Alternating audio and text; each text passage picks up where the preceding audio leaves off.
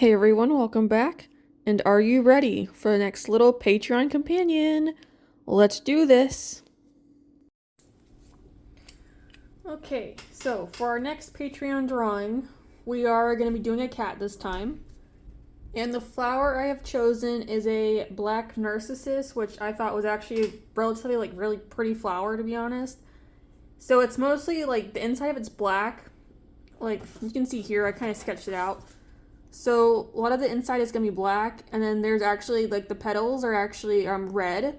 So it's like an ombre to red, and the inside is pink. So I thought it was a pretty flower. So we're going to make a cat with it. So some things I have are at the edge of lamplight. It's a nighttime creature is what it is. So you have it on the edge of a lamp where you can kind of just see it. It goes to gardens and it just kind of helps out with the garden. And there's also, it gives off scents that are star-shaped. It kind of like pollen. So the idea I had, which I've never done something like this, was to kind of have the lamp and then the creature, creature kind of here, I think, where we can kind of just see it. And then, so it's on a sidewalk, obviously, is my intention.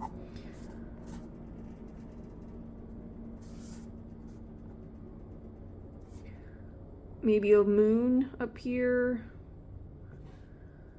And then I was thinking of little garden posts. This is going to be very interesting for me because I've never done really something like this. I'm not a huge perspective person, in case you couldn't tell. So there's that. And then obviously trees. I'm not going to do back here. But that's what I was thinking was if, and then I could have the black narcissus kind of chilling in here because that's its flower. I think, or something like that. So we'll see. I might pull the garden a little bit closer. I might not even have the sidewalk. It's just because of the lamp light. That's what was making me think of it.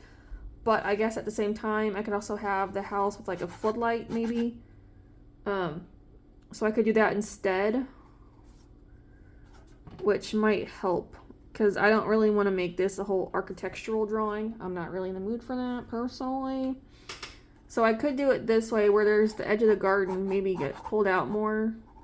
And then it's mostly just a narcissus, I think is probably what will end up happening. And the cat could just be walking by. Now as for what our little cat is going to look like, so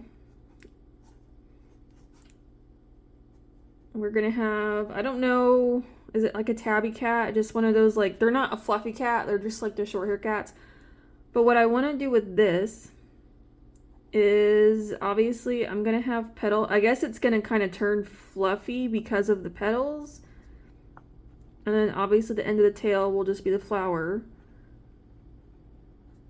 So it might start off kind of straight hair, but then on certain parts it's going to get fluffy because of the petals coming off. And then it's going to have a pink face because the center's pink. There's not really a whole lot of pink. It's really just going to be the center. So just essentially the face. And then we'll just have the rest of that. So I think that's kind of what we're going to go with here. So I'm going to get started and I'll be back. The black narcissus night runner. Not many people see them. They move at the edge of lamplight, quiet, fluid, almost smoke-like. They are called night runners, which are feeling spirits that bloom with midnight narcissus petals along their spine and tail. They are the keepers of dark hours. They do not fear shadow. They tend it. Night runners slip between houses and gardens after dusk, pollinating the unseen, not with color, but with mood. The night runner carries silence. They pad through the still streets and moonlit rooftops, seeding the air with tiny, invisible spores that settle into people's sleep. So in other words, they love the darkness, they're quiet, and they help create more vivid dreams, if you will, to make them feel more alive and immersive, along with making them better to be able to handle. So that way they're not nightmares. They bring good dreams, which is what we need at night when we're trying to sleep and trying to relax from a hard day and breathe. But now let's move on to getting him colored. Okay, so line art is done. So now we're gonna do the coloring.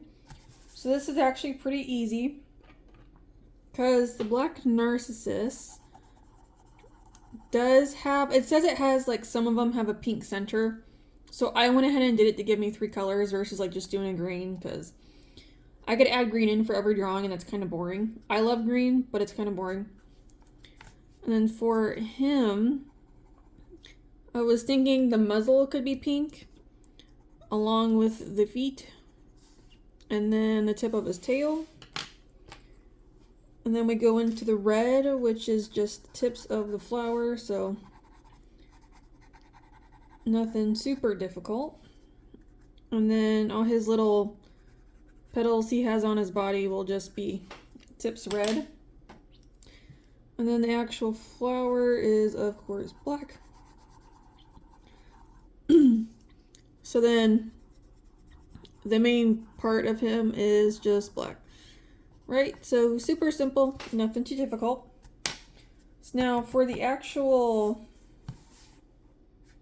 drawing, so it does end up looking different than what I did here, but that's fine. So my intention is, you know, spotlight, right? And then we'll have dirt kind of thrown in because it's supposed to be kind of like a garden. Green will be also thrown in here. So it's supposed to be kind of on the darker side because obviously it is nighttime, and that's why we have the street lamp on.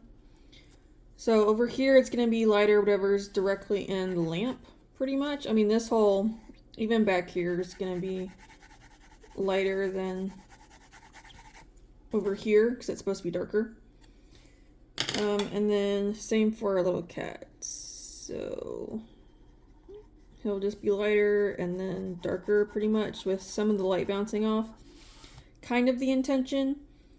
So, but obviously when I get there, we'll see what I can really do with it. But yeah, you'll see that the drawing is different than this. He's still in a garden, but little bit different. So with that, let's actually start the marker portion and start bringing him to life. When the Night Runner passes your window, you get dreams that are hyper vivid, rich in symbolism, strangely comforting, and sometimes a warning. They don't deliver nightmares, they deliver messages. Their petals release a scent that is star-shaped, almost sweet, almost metallic, but it's used to cut through your emotional static, which makes a signal that spikes in your subconscious that can help fix these dreams of yours and provide the previous things that it does. And in some cultures, they believe that night runners are born from unresolved longings. When someone sits in a quiet room and wishes so strongly that the wish condenses, like dew, into a living thing. And that is where you get your little night runner who runs off in the shadows where you don't even see it come to life. So you don't even know it's there, but it is. Some say they bloom from the darkest narcissus plants, the ones that grow alone in places where light never reaches. Because again, they absolutely love darkness. That is where they thrive in. However they arrive, night runners serve the single purpose. They help dreamers find the truth hidden inside themselves. And then they vanish at first color shift of dawn, back into shadow, back into the narcissus bloom, back into possibility. So, you know, if you've ever dreamed before very vividly, you actually might have created one of these little cats yourself and just didn't even know because they don't like to show themselves. So how about that? So there's probably a bunch of them, you know, roaming around the world, kind of hanging out.